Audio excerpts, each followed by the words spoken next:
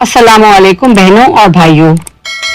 जैसा कि तारीख इस्लाम के पहले हिस्से में आपने इस्लाम के आगाज की गुफ्तगू सुनी, जिसमें हमने नबी करीम हजरत मोहम्मद सल्लल्लाहु अलैहि वसल्लम पर नाजिल शुदा कुरान करीम की पहली आयत करीमा इक़रा बिस्मि रब्बिकल लज़ी खलक, यानी कि अपने रब के नाम से पढ़ो कि जिसने पैदा किया, से इस्लाम के सफर का आगाज किया, जो कि तीसरे खलीफा अमीरुल मोमिनीन सैयदना हजरत उस्मान गनी रजी अल्लाह ताला अन्हा की शहादत के बायस हजरत अली करमल्लाहु वजहू रजी अल्लाह ताला अन्हा के चौथे खलीफा बनने तक का सफर किया।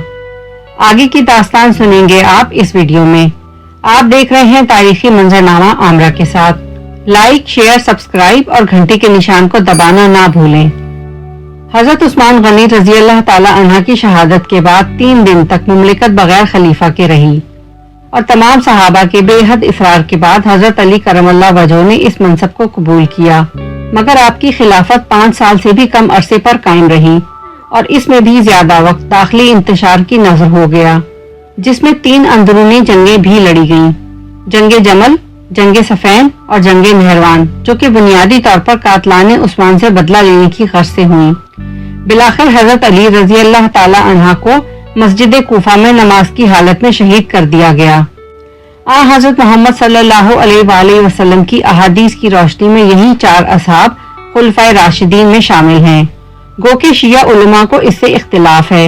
हजरत अली रजी अल्लाह ताला अन्हा की शहादत के बाद लोगों ने आपके सहाबजादे हजरत इमाम हसन अलैहिस्सलाम के हाथ पे बैत कर ली, मगर ये दौरे खिलाफत 6 माह से ज्यादा ना चला और हुकूमत का कंट्रोल हजरत अमीर माविया रजी अल्लाह ताला अन्हा के हाथों में आ गया, जिसके बाद मुसलमानों में उमवी दौर का आगाज हुआ, जो कि 41 हिजरी से शुरू होकर 132 हिजरी तक चला। इस दौरान उमवी दौरे हुकूमत में 24 हुक्मरानों ने हुक्मरानी की। इनके दौर में भी नाखुशगवार वाकयात रूनुमा हुए, जिनमें सर फहरिस्त वाकया करबला तारीख इस्लाम का एक स्याह बाब है, मगर साथ ही साथ बनो उमैया के दौर में इस्लामी सरहदें काफी वसी हुई। इनके बाद बनो अब्बास का दौर शुरू हुआ, जो कि दरअसल रसूल अक़दस सल्लल्लाहु अलैहि वसल्लम के चचा अब्बास बिन अब्दुल मुत्तलिब की नस्ल से थे, इसीलिए इनका शुमार भी कुरैशी और बनो हाशिम में होता है। 3री या 4थी सदी में इनकी हुकूमत पाकिस्तान के इलाकों पे भी कायम रही। 132 हिजरी में इनकी हुकूमत कायम हुई और 656 हिजरी तक कायम रही, जबकि इनके साथ ही मुख्तलिफ इलाकों में मुसलमानों की फातमी हुकूमत भी जारी रही। ये फातमी दौर, जो कि 295 हिजरी से लेके 567 तक जारी रहा। इनकी हुकूमत इब्तदाई तौर पर अफ्रीका के कुछ ममालिक और फिर मिस्र, शाम और इराक तक फैल गई। फातमी बुनियादी तौर पर इस्माइली शिया मकतब फिक्र से ताल्लुक रखते थे और मिस्र में मौजूद जामिउल अजहर का संगे बुनियाद भी इन्हीं के दौरे हुकूमत में रखा गया। इनके अलावा सलाहुद्दीन अय्यूबी, जो कि अय्यूबी सुल्तनत के बानी भी थे, और उन्होंने मिस्र, शाम, यमन, इराक, हिजाज और दयारे बाकर में हुकूमत की।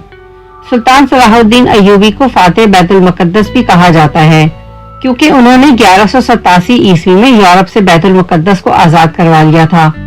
फिर सल्जूकी सुल्तान, जो कि 11वीं से 14वीं सदी ईस्वी के दरमियानी अरसे में मशरिकी वस्ता और मशरिकी एशिया में अगोस तुर्क मुसलमानों की एक अहम बादशाहत भी कायम थी, जिसके खात्मे की सूरत में उम्मत मुस्लिमा इंतशार का शिकार हुई और इन पर सलीबी जंगें मुसल्लत कर दी गईं, जो कि तकरीबन 200 साल तक, यानी कि 1095 ईस्वी से लेके 1291 ईस्वी तक मुसलमानों पर मुसल्लत रहीं। इसके नतीजे में पहली सलीबी जंग में मुसलमानों का 3रे नंबर पर मुकद्दस तरीन मुकाम बैतुल मुकद्दस मुसलमानों के हाथों से निकल गया और इस दौरान बैतुल मुकद्दस पर 88 साल तक मसीहियों का कब्जा रहा और इनके बाद सल्तनत उस्मानिया के नाम से मुस्लिम तुर्क हुक्मरान 1299 से लेके 1924 तक हुकूमत करते रहे। इस दौरान इनकी सल्तनत 3 बर्रे आज़मों पर फैली हुई थी और जनूब मशरिकी यूरोप, मशरिकी वस्ता और शुमाली अफ्रीका के ज्यादातर हिस्से पे इनका कंट्रोल था। इसके अलावा इस अजीम सल्तनत की सरहदें मगरिब में आबनाए जिब्राल्टर, मशरिक में कैस्पियन सी और खलीज फारस और शुमाल में ऑस्ट्रिया से मिलती थीं। उस्मानियों ने इब्तिदा में यूरोपी ताकतों को जबरदस्त शिकस्त से दोचार किया, मगर 18वीं सदी के आखिर तक वो इनका सामना करने के काबिल ना रहे और दूसरी आलमी जंग में हार के नतीजे में सल्तनत उस्मानिया को अपने बहुत बड़े रकबे के साथ साथ सल्तनत से भी हाथ धोने पड़े। جبکہ 1526 سے 1857 کے درمیان برصغیر پاک و ہند پہ مغلیہ سلطنت کے نام سے مسلم حکومت قائم تھی۔ خلافت عثمانیہ کے خاتمے اور مغلیہ سلطنت کے زوال کے ساتھ دنیا میں مسلمانوں کے برے دور کا آغاز ہوا، جو کہ آج بھی جاری ہے۔ گو کہ تب سے لے کے آج تک بہت سی تحریکیں مسلمانوں کو ابھارنے کے لیے اٹھی، جن میں قیام پاکستان مسلمانوں کی تاریخ کا ایک بہت بڑا واقعہ ہے۔